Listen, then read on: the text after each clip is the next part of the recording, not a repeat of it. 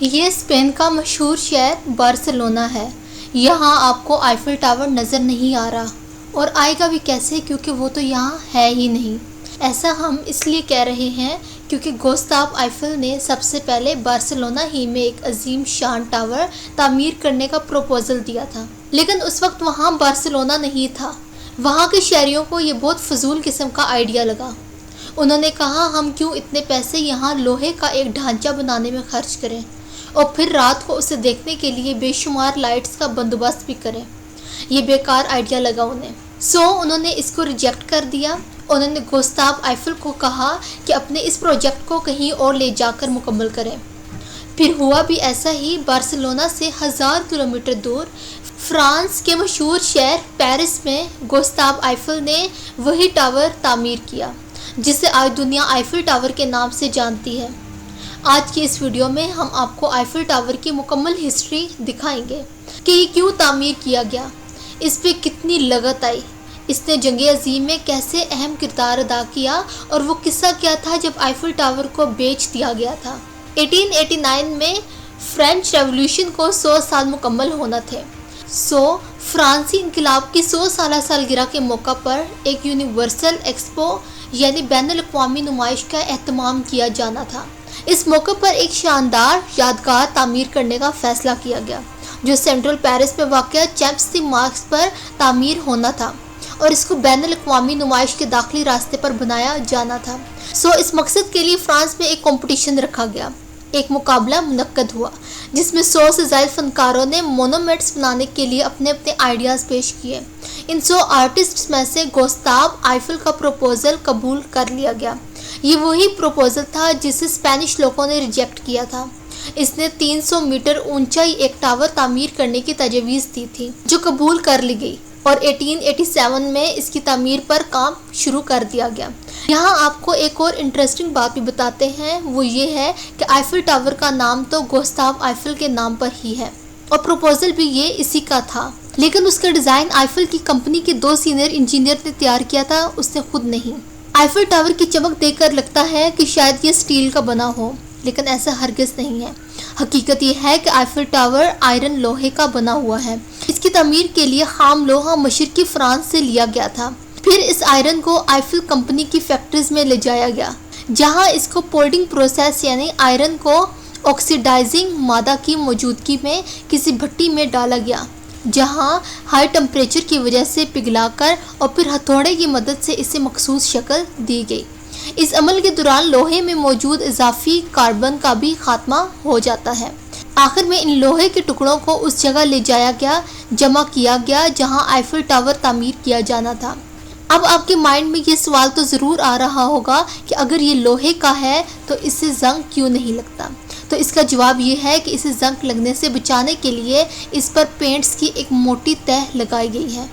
اس paints کی وجہ سے اس پر زنگ نہیں لگتا، لیکن ظاہر ہے پانی اور ہوا کی وجہ سے پینٹس خراب بھی تو ہو سکتے ہیں، اس لیے اسے ہر 7 سال بعد ری پینٹ کیا جاتا ہے۔ یہ ری پینٹ کرنے کی ریکمنڈیشن مشورہ بھی گوستاو آئیفل نے ہی دیا تھا، جسے آج کی تاریخ تک فالو کیا جا رہا ہے، اسی لیے اسے آج تک زنگ نہیں لگ سکا۔ آئیفل ٹاور 300 میٹر یا 984 فٹ اونچا ہے۔ اس کی تعمیر مکمل ہوئی تو اسے دنیا کی سب سے اونچی عمارت یا مونومنٹ ہونے کا اعزاز بھی حاصل ہو گیا، جو اگلے 41 عرصے تک اس کے پاس رہا۔ 1930 میں امریکہ کے شہر نیو یارک میں کرائسلر بلڈنگ تعمیر ہوئی تو اس کی ہائٹ 319 میٹر تھی۔ اس نے آئیفل ٹاور کا یہ اعزاز کہ وہ بلند ترین بلڈنگ ہے کرائسلر بلڈنگ نے چھین لیا۔ آئیفل ٹاور کا ٹوٹل ویٹ 10,100 ٹن ہے، اور اس پر 20,000 لائٹس نصب ہیں۔ اس ٹاور کی 108 سٹوریز ہیں، جبکہ 3 پلیٹ فارمز ہیں۔ پہلا پلیٹ فارم زمین سے 190 فٹ بلند ہے، جبکہ دوسرا 376 اور تیسرا 900 فٹ بلند ہے۔ اس میں 1710 سیڑھیاں ہیں، جبکہ 8 لفٹ بھی موجود ہیں۔ ایک اندازے کے مطابق ایک لفٹ ایک سال میں 34,000 میل یا 1,03,000 کلومیٹر کا فاصلہ طے کرتی ہے۔ آئیفل ٹاور کو 2 سال، 2 ماہ اور 5 دن کے ریکارڈ ٹائم میں تعمیر کیا گیا۔ اس کی بیس کو، اس کی بنیاد کو بنانے میں صرف 5 ماہ لگے، اور باقی ٹاور کی تعمیر میں صرف 21 ماہ کا وقت لگا۔ تعمیراتی کام جنوری 1887 میں شروع ہوا اور 31 مارچ 1889 کو مکمل کر لیا گیا۔ اسے بنانے میں $1.5 ملین 15 لاکھ ڈالر کی لاگت آئی، جو فرینچ گورنمنٹ نے ادا کی تھی۔ جب آئیفل ٹاور تعمیر کیا جا رہا تھا تو پیرس کے لوگوں نے بھی اس کی سخت مخالفت کی تھی۔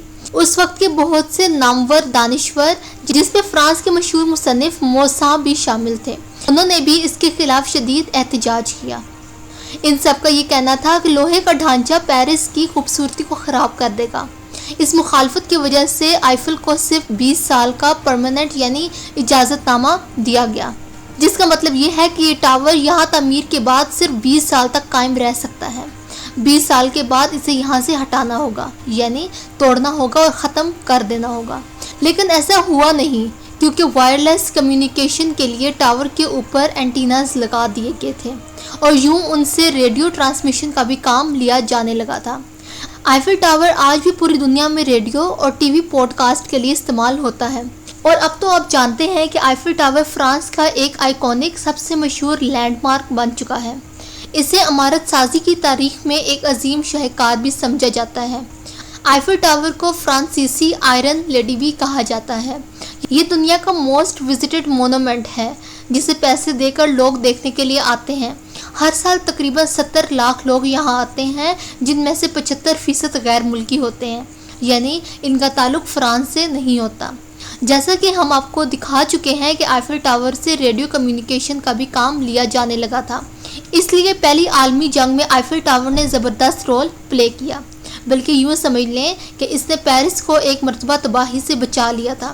ورلڈ وار 1 میں اس ٹاور کا استعمال فرانسی فوج کو اپنے احکامات بھیجنے کے لیے کیا گیا، جبکہ اس پر لگے ٹرانسمیٹرز نے جرمن کمیونیکیشن کو کامیابی سے جیم کر دیا تھا۔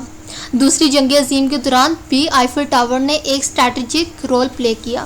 جب سیکنڈ ورلڈ وار میں جرمنی نے پیرس پر قبضہ کیا تو فرانسیسیوں نے لفٹس کی کیبلز کو کاٹ دیا تاکہ نازی آئیفل ٹاور کو پروپیگنڈا ٹول کے طور پر استعمال نہ کر سکے۔ دوسری جنگ عظیم کے دوران ہی ہٹلر نے اس ٹاور کو گرانے کا حکم بھی جاری کر دیا تھا، لیکن جس جرمن جنرل کو یہ حکم دیا گیا کہ وہ اس سے پہلے ہی دشمن کے سامنے ہتھیار ڈال چکا تھا، جس کی وجہ سے آئیفل ٹاور بچ گیا۔ کیا آپ جانتے ہیں کہ آئیفل ٹاور 2 بار فروخت ہوتے ہوتے بال بچا ہے، بلکہ ایک بار تو اس کی رقم بھی وصول کر لی گئی تھی، بلکہ ایک جعل ساز وکٹر لیسٹنگ نے کیا تھا۔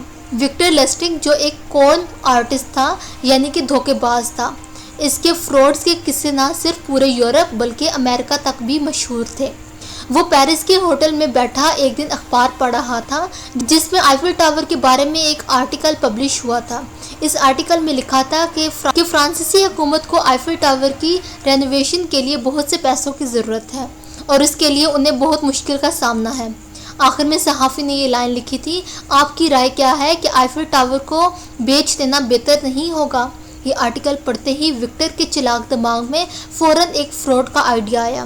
یہ آئیڈیا تھا آئیفل ٹاور کو فروخت کرنے کا۔ اس نے پمفلٹ چھپوا دیے جن میں لکھا تھا کہ گورنمنٹ آئیفل ٹاور فروخت کرنا چاہ رہی ہے، اور یہ اشتہارات اس نے پیرس کی نامور کمپنیز کو ذاتی طور پر بھیج دیے، اور سب سے بڑھ کر یہ کہ خود کو گورنمنٹ کا نمائندہ دکھانے کے لیے اس نے اپنا ایک جعلی فیک آئی ڈی کارڈ بھی بنوایا۔ آنڈری پوسن نامی ایک بزنس مین جو پیرس کی بزنس کمیونٹی میں اپنا نام بنانا چاہتا تھا، پہچان بنانا چاہتا تھا، وہ اس کی جھانسے میں آ گیا۔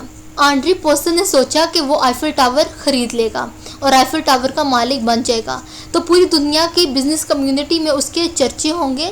سو وہ اس لالچ کے باعث جعل سازی کا شکار ہوا اور 70,000 فرینک میں اس نے آئیفل ٹاور کو خرید لیا۔ وکٹر لیسٹنگ یہ رقم لے کر آسٹریلیا روانہ ہو گیا۔ اب لیسٹنگ کو، جو کہ آسٹریلیا میں تھا، لگ رہا تھا کہ جب پوسن کو پتہ چلے گا کہ اس کے ساتھ دھوکہ ہو گیا ہے تو وہ شرمندہ ہوگا، جس کے بعد ہو سکتا ہے کہ وہ پولیس کو اطلاع کرے۔ تو یہ بھی ہو سکتا ہے کہ وہ اپنی عزت بچانے کے لیے پولیس کو اطلاع نہ کرے، لیکن پھر بھی لیسٹنگ روز اخبارات ضرور پڑھتا کہ کیا پتہ اس کے فراڈ کی خبر کسی نہ کسی طرح اخبارات میں چھپی جائے۔ لیکن جلد ہی اس کے یہ شکوک و شبہات دور ہو گئے۔ کئی روز گزر جانے کے بعد ہی اس جعل سازی کی خبر اخبار میں نہیں چھپی۔ پوسن، جس نے یہ ٹاور خریدا تھا، اس نے شرمندگی کی وجہ سے کسی کو بتایا ہی نہیں کہ اس کے ساتھ کتنا بڑا دھوکہ ہو گیا ہے اور وہ کتنا بے وقوف انسان ہے۔ سو وکٹر لیسٹنگ نے ایک بار پھر اسی اسکیم پر دوبارہ کام کرنے کا سوچا اور دوبارہ پیرس آ گیا۔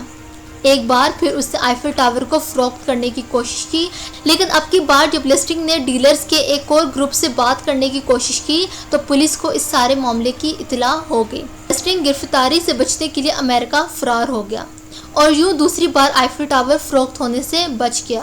یہ تھی آئیفل ٹاور کی ہسٹری۔ ہمیں کومنٹس میں ضرور بتائیں کہ آپ کو یہ سٹوری کیسی لگی، اور اگر آپ کو یہ سٹوری اچھی لگی ہو تو ہماری ویڈیوز کو لائک کریں اور شیئر کریں، اور چینل کو سبسکرائب کرنا بالکل نہ بھولیں۔